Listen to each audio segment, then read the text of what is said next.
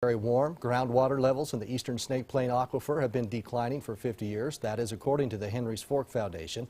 And they add it is starting to create a few problems. Eyewitness News reporter Natalie Shaver spoke to some people about this who are trying to solve this issue. She's here with me now in the studio. Natalie, do they have any idea how to fix this?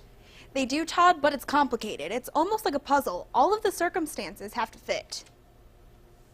So the main tool that's being used to reverse the decline is to replace what used to be this incidental recharge from irrigation practices to what we call managed recharge, actually purposely taking water from the surface system and putting into the aquifer.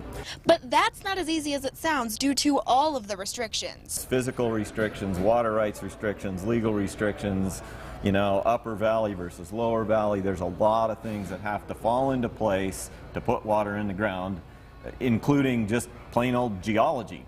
You've got to have the right type of geologic setting to effectively get water into the ground. Not to mention you have to have water supply. Transition from a good snowpack to dry, immediate weather has caused us a little trouble in our efforts to allow managed recharge.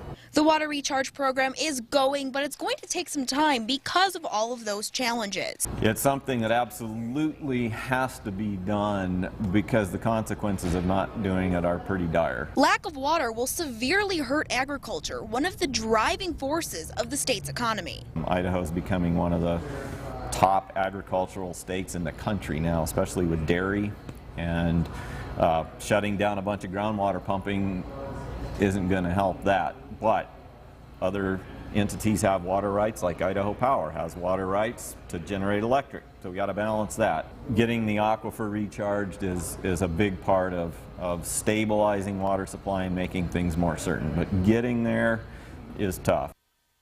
Van Kirk says no one is to blame, but more efficient irrigation does contribute to the decline. In the studio, I'm Natalie Shaver. Okay, we can use some rain. Natalie, thanks. Again, the water is, our weather rather, is making it difficult to go through with the water recharge program because they say more water is needed to be in the water supply to recharge it.